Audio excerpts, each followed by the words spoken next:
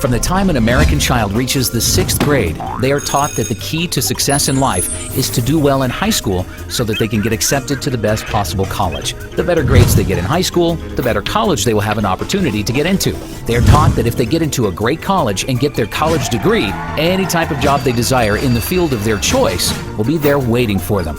After getting their dream job, they will be able to buy any car and house they desire, start their own family, and live the American dream. Most Americans today have an expectation of future economic success simply by obtaining a college degree. The entire purpose of elementary school is to prepare students for high school, and the entire purpose of high school is to prepare students for college. In fact, the U.S. now has hundreds of private college preparatory high schools that, at a cost of $25,000 per year, are supposed to increase students' chances of getting into a top-tier college. Students are taught to believe that if they don't go to college, they will be on a path to nowhere and will have no chance of ever building a successful career. Government regulations like No Child Left Behind have left grade and high schools in shambles. Instead of teachers having the freedom to think outside the box and use creative techniques to prepare their students for the real world, they are forced to be narrow-minded and teach with worthless information that will never help their students have successful careers. Today, there are no high schools left in America that teach students the knowledge necessary to start their own business, invent their own product, or even how to use the internet and other free resources to become educated about things without attending college. The annual cost to attend the average private four-year college in America today is $27,293, up 29% from 5 years ago during the 2005-2006 school year when the annual tuition cost $21,235. This does not include the cost of textbooks, which have tripled over the past decade. Colleges are now charging $200 for each single textbook that has no resale value because they put out new, slightly revised versions with a new name each year. The textbook publishers are even colluding with college bookstores to make custom textbooks so that students can't save money by buying them online. Colleges are getting kickbacks from publishers in order to destroy the used textbook market, which by itself is proof enough that college administrators are only interested in lining their own pockets and have no interest in helping their students.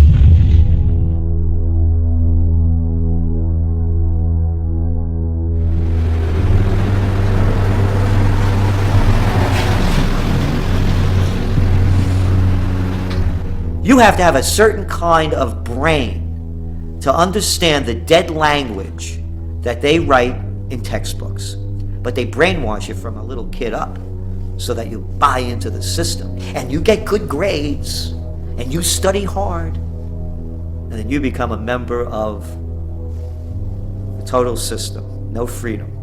You don't know how to think because they told you how to think their way. College tuition has seen 5.15% annual price inflation over the past 5 years.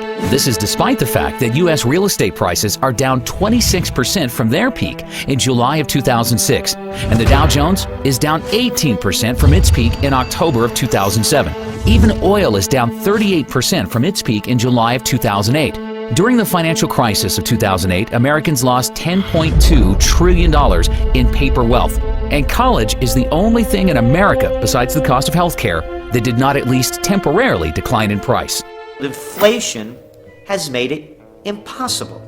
Again, when I was a kid, you never heard parents saying, we're planning and putting money away for your education because it's going to cost us $100,000 and we have to keep putting that money away so that when you graduate, not only will you not pay us back, you're not even going to get a job. Over just a 2-year period from December of 2007 through December of 2009, 8,363,000 jobs in America were lost, or 6.1% of total jobs. 1 year later, in December of 2010, thanks to the Federal Reserve and the U.S. government spending $4.6 trillion on bailouts, stimulus programs, and other government spending, 1.124 million jobs in America, or 0.9% of total jobs, had been recovered. That is over $4 million spent for each job created. As we move deeper into this great recession that we believe as inflation continues to skyrocket, the reality of a Great Depression will come in because people will realize that all that worthless money you have can't buy you much of anything. you're going to see more and more people, as they're already doing it, believing that by going to college, that's going to be their passport to the future. It's not what it used to be. A degree, a college degree, a BS, what does that buy you? And I love the mentality. The mentality is this, that corporations and businesses won't hire a person unless they get a degree. Not me. I don't care if you have a degree. It makes absolutely no difference. I want you to have a mind, be able to think for yourself and think on your feet, and be energetic and love what you're doing and have a passion in so many different other ways. Not to be able to just regurgitate what you're being told. And that's all it's come to, it's regurgitation. During an economic downturn when Americans are losing their jobs, their primary instinct is to seek higher education in order to make themselves more attractive to potential employers and better position themselves to receive a job. However, how are Americans supposed to spend $27,293 per year for college when they have no savings or income to pay for it? The U.S. government, with the backing of the Federal Reserve, in the same way they created the real estate bubble by providing mortgages to all Americans through Fannie Mae and Freddie Mac, regardless of whether or not they had any capacity to pay the loans back, has been using the exact same easy lending practices to create one of the largest bubbles in U.S. history, the college bubble. College students borrowed $106 billion in total student loans for the 2009-2010 school year, up from $96 billion in 2008-2009, $94 billion in 2007-2008, $87 billion in 2006-2007, and $83 billion in 2005-2006. Total student loan debt in the U.S. currently stands at $830 billion and now exceeds credit card debt.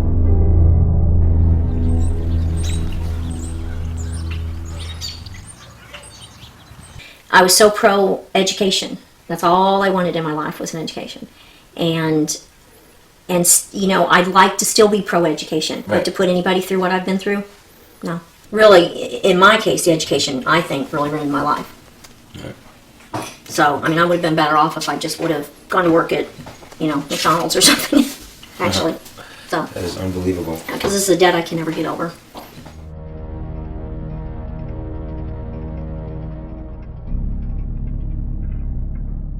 The U.S. government created Fannie Mae and Freddie Mac in order to make housing more affordable, but instead, their actions drove housing prices through the roof and made buying a house impossible for most Americans unless they took out no-money-down teaser loans with interest rates that substantially increased after a year or two. The U.S. government has been trying for decades to make college more affordable, but its actions have accomplished the complete opposite effect. College is now impossible for most students to afford without getting deeply into debt to do so. All across the country, Americans are graduating college with mortgages before they even buy a house.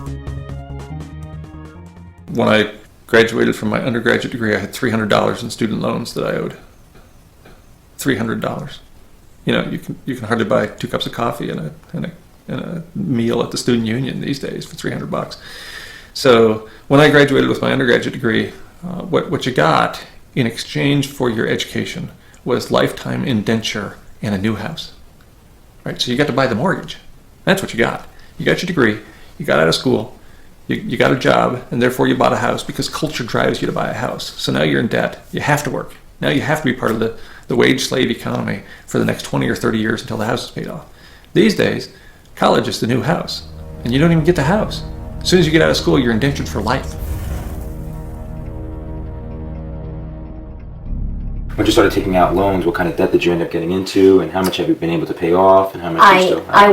When I walked out of dental school, I was $136,000 in debt, and I have paid in close to $100,000 right now. They say I owe $300,000, so I still have quite a bit, obviously, that I can't manage anymore.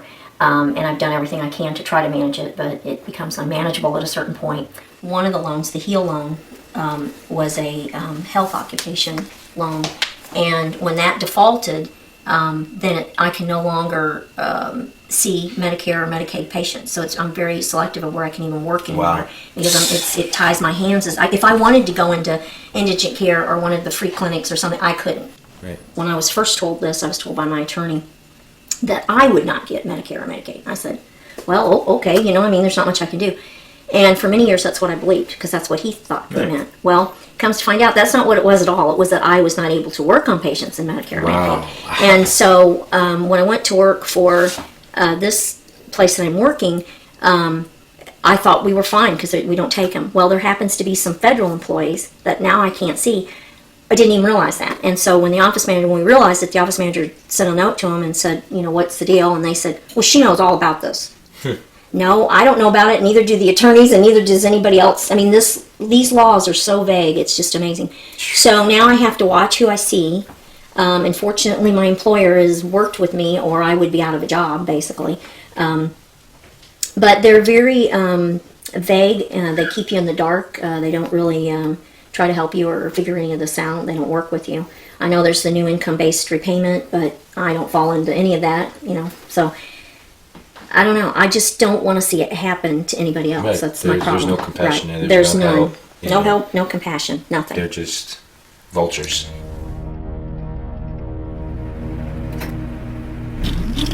Back in the 1970s, the average college student was able to afford their college tuition without any student loans or help from their parents. They were able to pay for college by working a part-time job year-round or by simply working full-time during the summer when they were off from school.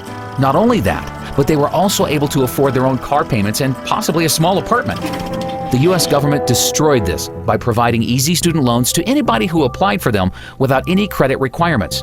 Over the past decade, any 18-year-old has had the ability to take out large student loans without even being asked if they have a job, what their high school grades were, what they intend to major in, or any other information that would help determine their future ability to pay back the loan.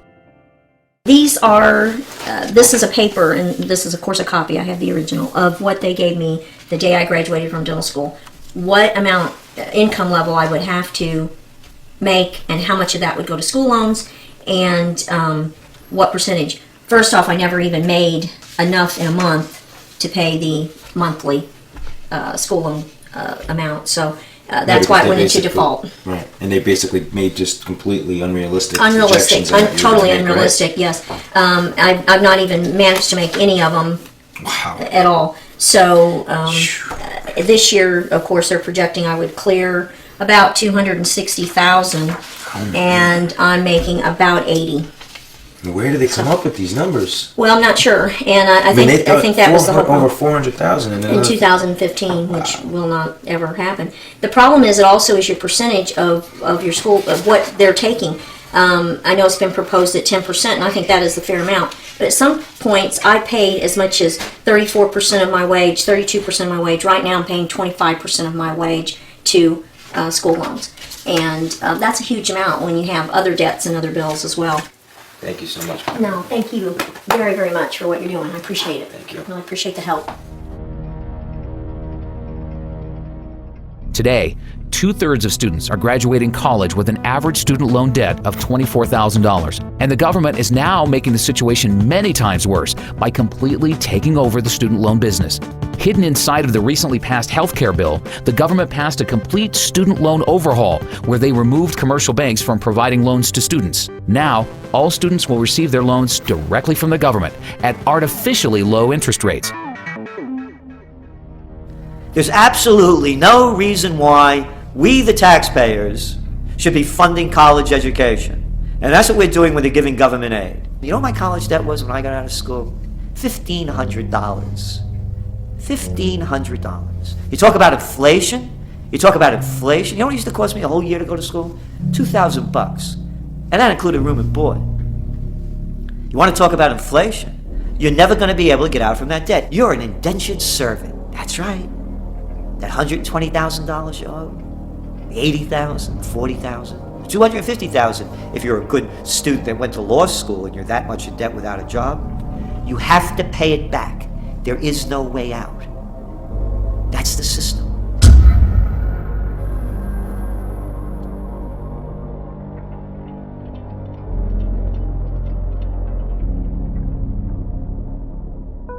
One of the unintended consequences of the Wall Street bailouts of 2008 is that now most American students believe that if they take out loans to attend college but can't find a job to pay them back, they will be bailed out by the government and have the loans forgiven.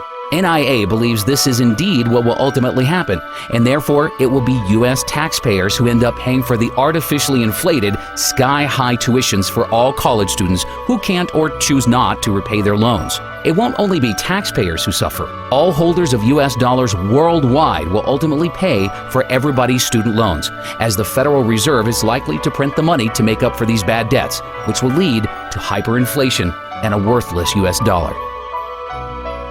Many students are outright abusing the system. Although government student loans get sent directly to the college or university to pay for a student's tuition, private student loans that are guaranteed by the government usually get sent directly to the student in the form of a check. NIA has been hearing countless reports of students using this free student loan money to buy food, electronics, clothing, jewelry, even cars.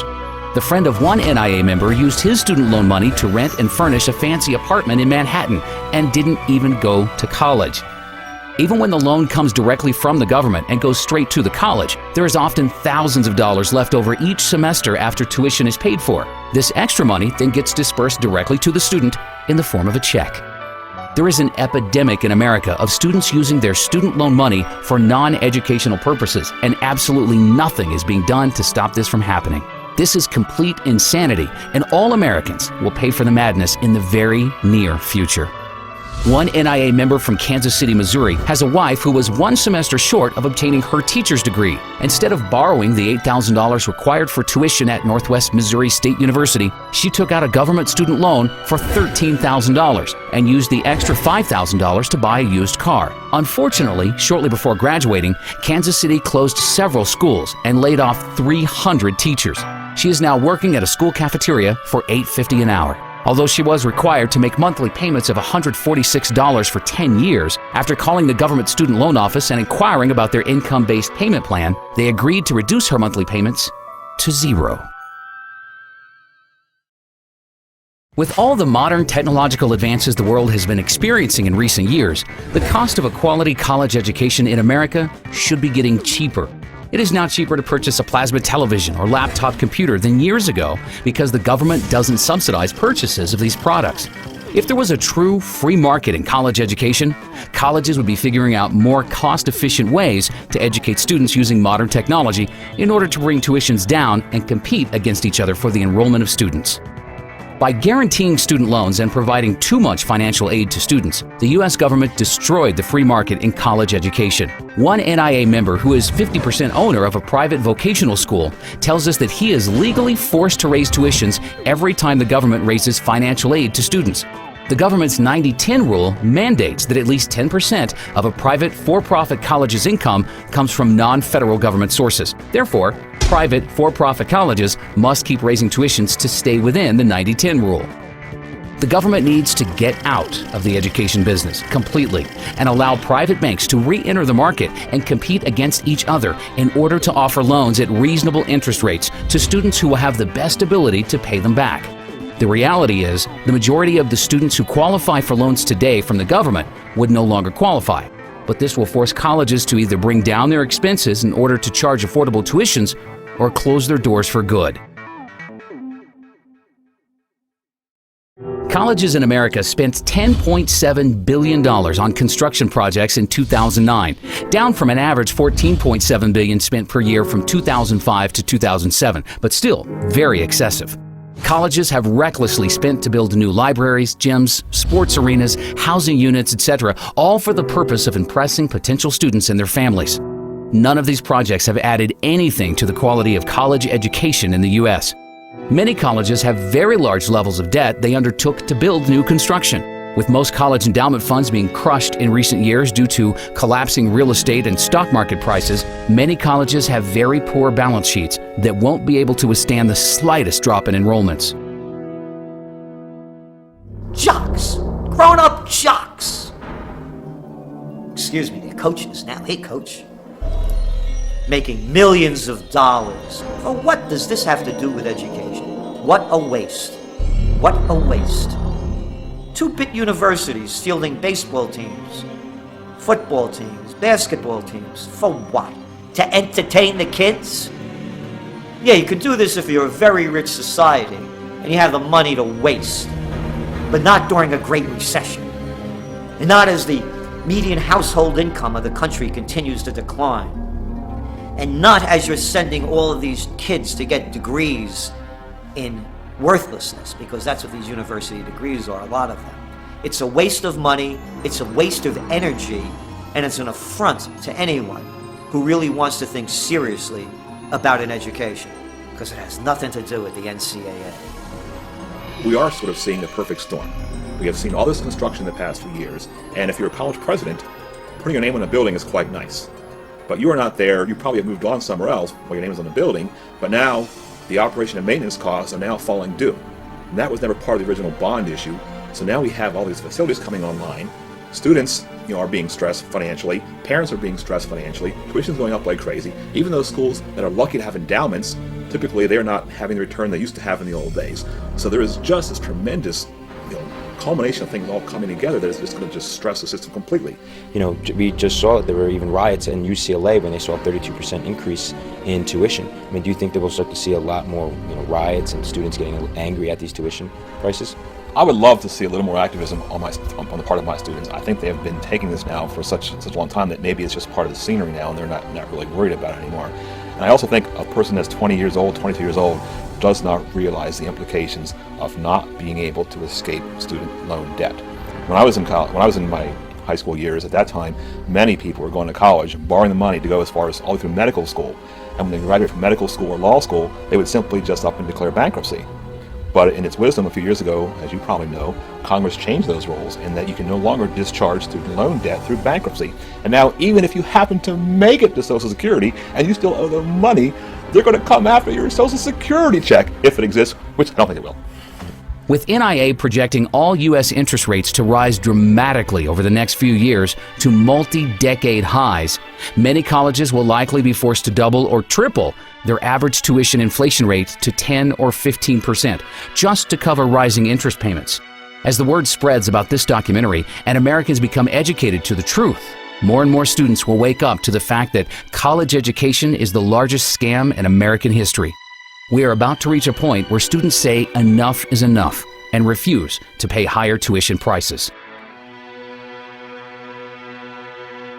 There are currently a total of 4,168 public and private 2- and 4-year colleges in the U.S. In the near future, as the U.S. dollar begins to collapse and American families are forced to spend more than 30% of their income on food, we expect to see a sharp contraction in the number of colleges in America. NIA conservatively believes 20% of American colleges will close by the year 2020. Of the colleges that remain open, NIA projects an average decline in enrollments by the end of this decade of between 15 and 30%. In fact, enrollments by American students in each college could decline by as much as 50%, with Chinese students using their soon-to-be strong yuan to become educated in the U.S. and price American students out of the market. NIA also projects for most colleges to reduce their faculty sizes by between 25% and 40%, which will mean larger class sizes and a further decline in the quality of education. If we were doing such a wonderful job and producing such geniuses coming out of universities, you think we'd be in the problems that we're in now? Do you think that we would be among the most unhealthy nation of people in developed nations? Do you think that we would be gobbling down junk food? Do you think that we would be prescription drug addicts as a society? Do you think that we would be in the greatest recession that's heading toward the greatest depression? Do you think we would be in Iraq and wasting trillions of dollars fighting losing wars in Afghanistan and now in Pakistan? Do you think that we would have presidents and senators and congressmen and legislators of such low mentality that we have now? Do you think that we would have the rampant greed of the white shoe boys on Wall Street if the universities were turning out anything of quality, considering the trillions that are spent and the tens of millions that are educated? By their deeds you shall know them. Look what American universities have produced.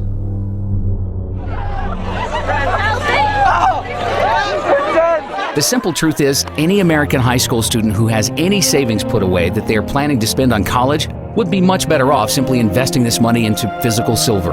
A senior in high school with $30,000 in savings who buys physical silver today will likely have enough money to buy the median U.S. home 4 years from now, while all of their friends will be graduating college with no job or money to buy a house, but will be stuck with hundreds of thousands of dollars in debt and a worthless piece of paper called a college degree. How worthless is education? Let me count the ways in my worthless college degree. Worthless. That's what a college degree is worth. Here's my worthless law degree. Equally as worthless. Here's my worthless license to practice law. Worthless. Here's my worthless computer science degree. Also worthless. That's the value of education.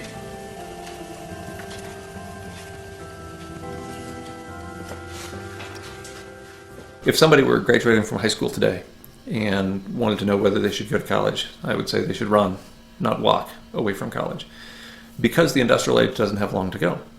There's no way that I would encourage somebody to go 4 years or more to undergraduate school, rack up a bunch of debt, and learn a bunch of nonsense that isn't going to do them any good when there's no fuel at the filling station, no food at the grocery store, and no water coming out of the municipal taps. Well, why would you go to college? To go into a huge amount of debt, to get nothing in return, not even something that might facilitate your survival, much less your ability to thrive. So at this point, at this late era in the industrial economy, I wouldn't encourage anybody to go to college.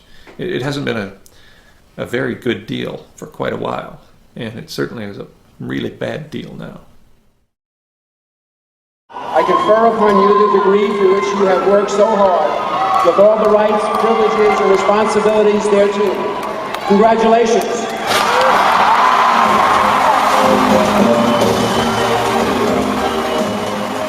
As fast as college tuition costs are rising, the value of a college degree is declining even faster. The youth in America today need to be taught to think for themselves and realize that there is no value to having a college degree if everyone else has one. I was in the student union where graduation was about to take place, and they had a series of plaques on the wall. And they listed all the students who had graduated with a 4.0 grade point average. And the first plaque had, all the plaques were basically full of names, but the first plaque had the first 50 or 60 years of the university represented. To fill that plaque with the 20 or so names on it required 50 or 60 years of higher education. Of course, in the most recent 5 years, there were multiple plaques for every year. We're churning out 4.0 students at the rate of a couple hundred a year. That used to mean something.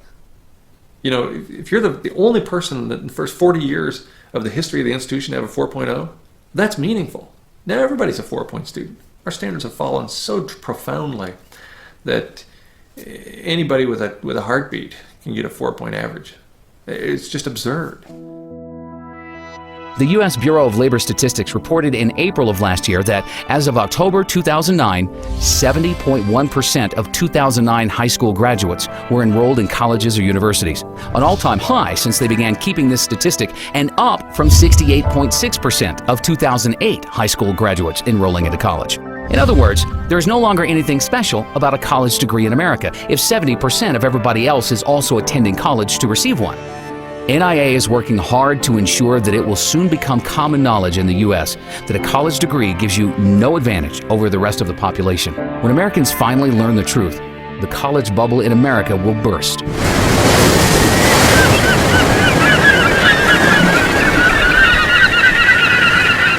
College enrollment has been increasing really since the late 80s, but what kind of is an unknown secret is since 1992, the majority of college graduates, 60% of them were in positions that the BLS considered low skill and typically did not require a high school education.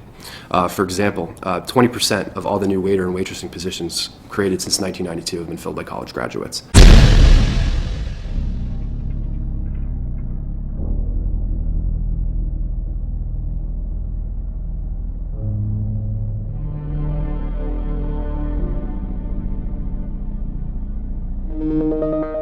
Of the 29.9% of recent high school graduates not in college, 70% of them were able to successfully find jobs without a college degree. These Americans are already building important workforce experience, which NIA considers to be far more valuable than any piece of paper.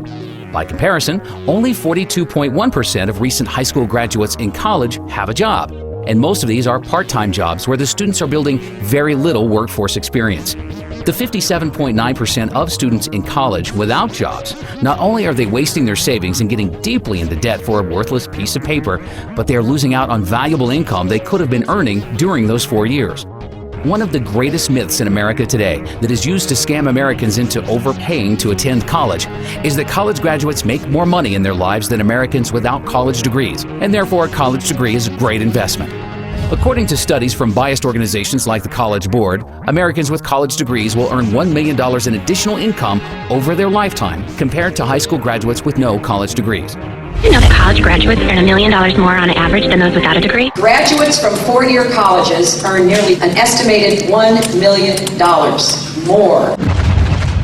Most colleges and universities in America use this $1 million in additional income statistic to hype and sell their product. It has been repeated so many times that it's just about been accepted by all with nobody questioning its validity. However, for any student thinking of attending college, they need to consider the facts surrounding this number and compare it to the true cost of attending college.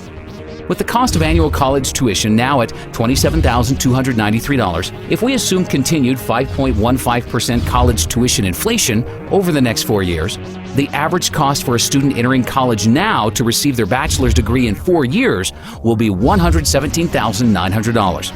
Therefore, even with the current college inflation crisis, an expenditure of $117,900 on the surface seems like a good investment if the return will be $1 million. The secret truth is, most college students do not receive their degree in 4 years. The Americans who are earning $1 million more in their lifetimes are actually spending an average of 6 years in college before receiving their degrees. Therefore, assuming continued 5.15% college tuition inflation for years 5 and 6, the total cost for the average student's degree in order to earn their $1 million in extra income will be $186,349. For those who borrow that full amount and pay it back over 10 years at a 6% interest rate, the additional interest expense would be $61,914, bringing the total cost of the degree up to $248,263. Then you need to consider the matter of lost income. The average high school graduate who finds an entry-level job without a college degree earns $35,400 per year over the first 6 years. For the majority of college students who don't have jobs, they are losing $212,400 in income over their 6 years in college. Combining the expected cost to attend college for 6 years with potential interest expenses and lost income, and now we are at a total cost of $460,663, all for the hope of earning an extra $1 million over a lifetime. Another important fact is, all of the reports that show $1 million in extra income for college graduates over high school graduates include students who receive GEDs as being high school graduates. Most GED recipients weren't motivated enough to graduate high school and therefore shouldn't be included in these statistics as real high school graduates. NIA believes GED recipients are unfairly skewing down high school graduates' average incomes. Also, the simple truth is, some Americans are just more motivated than others to make money and have successful careers. Somebody who wants to earn a high income usually goes to college because they have been suckered into believing it offers them the greatest ability to do so. Whereas most Americans who don't attend college don't have as strong a desire to have a successful career. 95% of college graduates interviewed by NIA with annual incomes above $200,000 tell us that their college degrees had absolutely nothing to do with their business success. In fact, of these same people surveyed, 90% of them said that they probably would have become successful at a much earlier age and be making even more money today if they didn't waste so many years of their life attending college. The phony $1 million in additional income study that was conceived by the education industry in order to deceive Americans into overpaying to attend college is just one of many false, misleading studies that they have created in an effort to create an illusion that college is a good investment, no matter how high tuition prices rise. The mainstream media has been working with the education industry and helping them perpetrate their schemes on the American public. One of these schemes was the 2008 pharmacist shortage hoax. 3 years ago, there were 15 new pharmacist schools getting ready to open in the U.S. In order to create artificial demand for enrollments to all of these new schools, the industry decided to create an illusion that there was a huge shortage of pharmacists in the country that will continue for the rest of the decade, with 150,000 new pharmacist jobs needed by 2020. One place where the U.S. economy has too many jobs and not enough applicants is in pharmacies. Because there's a shortage of pharmacists, many are overworked from putting in long hours. With pharmacies open 24 hours a day and a huge population of aging baby boomers consuming larger amounts of prescription drugs, it adds up to an industry that cannot find enough pharmacists to go around. From the student standpoint, and our students know that when they graduate, they have a job. I mean, in fact, they have a job even before they have graduated. It's not that they can practice as a pharmacist, but they know they have been offered already a job. So that's one of the positive side. On the negative side is the pressure that's put on the schools to really come up with the number of pharmacists that are needed in the future. By some estimates, the U.S. would need more than 150,000 new pharmacists by 2020 to match supply with industry demand. Experts say the pharmacist shortage will continue for at least a decade or more. In the meantime, at least 15 new pharmacy schools are expected to open their doors by 2010, even as existing schools expand in size. NIA has been hearing dozens of reports from its members with family members who have graduated pharmacy schools 6 months to a year ago and have sent in their resumes to hundreds of different pharmacies in the New York metropolitan area and have yet to even receive one job offer. Even experienced pharmacists are having major difficulties finding pharmacist jobs. The husband of one NIA member retired 5 years ago as a pharmacist in New Jersey, but has now decided to re-enter the workforce so that their family can accumulate enough gold and silver to survive hyperinflation. Unfortunately, he was forced to leave his family and move to a rural part of Alabama in order to receive a pharmacist job paying only $18 per hour. Law schools have also been deceiving the public with false and misleading statistics. During the past decade, an unprecedented number of Americans went to school to become lawyers because they thought if they became a lawyer, they would immediately become rich. Some law schools are advertising that 90% of graduates are employed within 1 year of graduating. The unfortunate reality is, law schools are deceiving their students with these statistics because most of their graduates who are employed within a year of graduating are not employed at law firms. They can be employed at Walmart or McDonald's, but the law schools will still consider them to be part of their 90% employed within a year. A lot of schools right now will tout a job placement rate after graduation, or what percentage of their graduates are employed X amount of months after graduating with a degree. And what you're seeing sometimes is manipulation and outright just fraud in how they calculate this. One major law school was recently admitted to hiring a bunch of unemployed legal graduates to work in their admissions group at the same time their placement rate survey was being conducted. So yes, were they employed at the time? Yes, but it wasn't a legal profession. Law schools are handing out 43,000 law degrees each year, yet 15,000 attorney and legal staff jobs have disappeared since 2008. Many people wonder why 60% of the U.S. Senate and 37% of the U.S. House of Representatives are lawyers. Well, the reason is they go to Washington in order to pass as many new, harmful, and destructive laws and regulations as possible in order to provide enough work for all of their lawyer friends.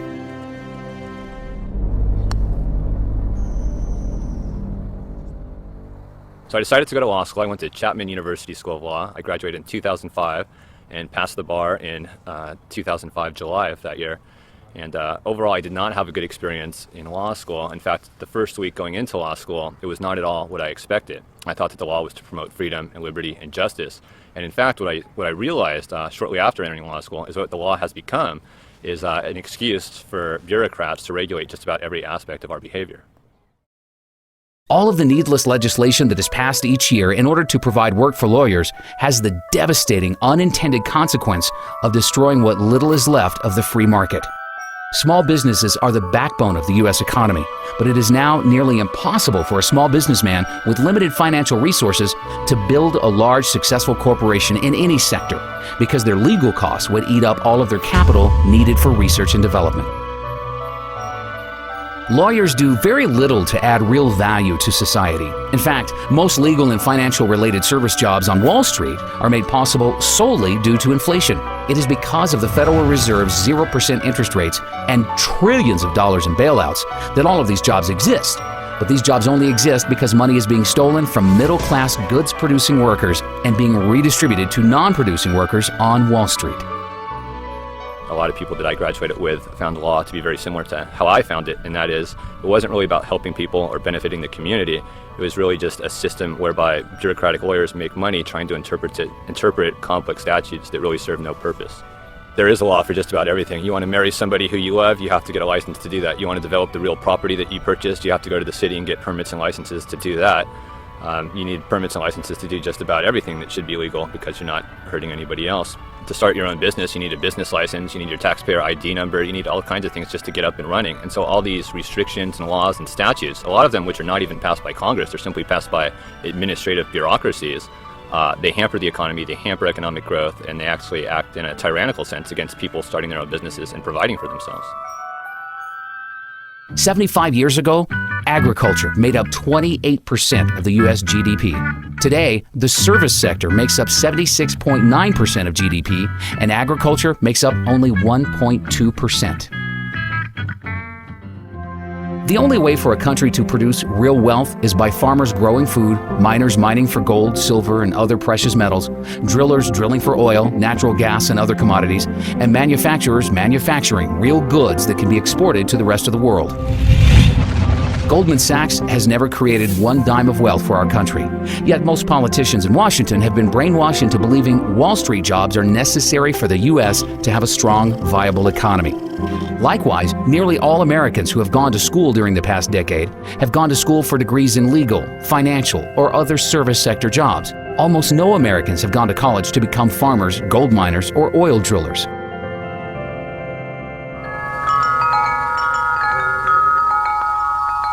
You can go to college and learn from somebody that doesn't have a farm, and they'll give you an ag business degree. You know, most of the people teaching college don't have a farm, don't know how to manage it, and don't want a farm. I say if you want to learn how to do something, try to study under the person that can do it the best that he can do. There are jobs everywhere. You have to create a job. You don't get a job, you make one. Americans have taken food for granted for far too long because Americans have been able to buy food at artificially low prices, with the average American family spending only 10% of their income on food. However, on October 30th, 2009, NIA published an article predicting inflation would appear next in food and agriculture. NIA said, a worldwide shortage of farmers combined with food inventories falling to record lows is setting up the perfect storm for an explosion in agriculture prices. From the time NIA wrote this article until now, we have experienced the largest ever short-term increase in agricultural commodity prices. Corn has risen by 75%, wheat by 65%, soybeans have risen 51%, sugar 45%, orange juice has risen by 58%, coffee has risen 71%, and cotton has risen 124%. Because very few Americans went to school to become a farmer, and everybody needs to eat, agricultural commodity prices will continue to skyrocket, and farmers are going to get wealthy in the years ahead, while lawyers and bankers will see a dramatic decline in their standard of living. The free market will adjust and see to it that lawyers, bankers, and other non-producing financial service workers see a 90% decline in their real incomes. Everybody can't be a college graduate. Somebody's got to grow food. You know, everybody can't ride the wagon. Somebody's got to pull it. Somebody's got to be taking some risks. Somebody's got to be thinking. Somebody's got to have the sweat. Last summer, this lady I was telling you about that bought some cattle from us, she came here to get some cattle in August, and my grandson was downstairs splitting firewood. We burn firewood in this building because it saves us about $600 a month over burning propane. So my grandson was cutting firewood, and he was swinging the axe down here and splitting logs. And it was August, and it was about 95 degrees, and she came in here to sit down, and she says, there's a kid down there cutting firewood. Said the sweat's dripping off of his nose. Said, what'd he do wrong? He didn't do anything wrong. It's his job. He's cutting firewood. That's her grandson. He's 14. He'll cut, 6 cords of firewood a day. That's what he does. The only thing that has been supporting the U.S. service sector economy for so long is the U.S. dollar's status as the world's reserve currency and the world's willingness to hoard trillions of dollars in U.S. dollar reserves in order to trade oil and other valuable commodities. The U.S. dollar became the world's reserve currency because it was backed by gold and the U.S. had the world's leading manufacturing base. Today, the US dollar is a fiat currency that is backed by nothing, and our manufacturing base has been rapidly deteriorating, with most of the products the world buys now made in China and other Asian countries. The Federal Reserve just announced that it will print another $600 billion, which will dilute the purchasing power of the U.S. Treasuries held by our creditor nations and cause them to soon abandon the U.S. dollar as the world's reserve currency. The entire U.S. economy is a Ponzi scheme that is dependent on the rest of the world continuing to buy larger amounts of U.S. Treasuries. Pretty soon, not only will the world stop buying our Treasuries, but they will dump the Treasuries they already own. All of our deficit spending will have to be paid for by outright money printing. Although the government and media would like you to believe the U.S. economy is going through a recovery, the truth is the U.S. economy is on life support. It is impossible to have an artificial boom created by artificially low interest rates from the Federal Reserve without a major depression afterwards. The U.S. real estate bubble was the largest artificial boom in history. The panic of 2008 was the free market trying to correct the imbalances with a bust. But the Federal Reserve prevented a necessary depression from happening by taking trillions of dollars of worthless assets onto its balance sheet. None of the imbalances have been fixed, and the real depression is still to come. But unlike the depression of the 1930s, which saw falling prices, the upcoming depression will be a hyperinflationary Great Depression, with prices for food, energy, and everything else Americans need to live and survive soaring through the roof. All young Americans today should be entering the workforce as soon as possible in order to generate enough income so they can accumulate physical gold and silver. When the US dollar collapses, only those with gold and silver will be able to buy food and other goods needed to live and survive. Those with the most gold and silver will have the best chance of surviving the upcoming collapse of the US dollar. Our country needs to wake up to the reality that the world is changing and Americans will need to undertake new methods of survival. The American mindset has become so obsessed with the belief that college is the key to success that by the time most people wake up to the truth, it'll be too late. One NIA member recently took his son to the doctor, and the doctor asked his son if he was going to attend college. After his son said he doesn't know what he wants to do, the doctor went on for 10 minutes praising the virtues of a college education. Our member then explained to the doctor the realities of our new world and how college is a scam and no longer worth attending. The doctor didn't know what to say except, well, over time, college graduates make more. NIA believes that the future of education is over the internet.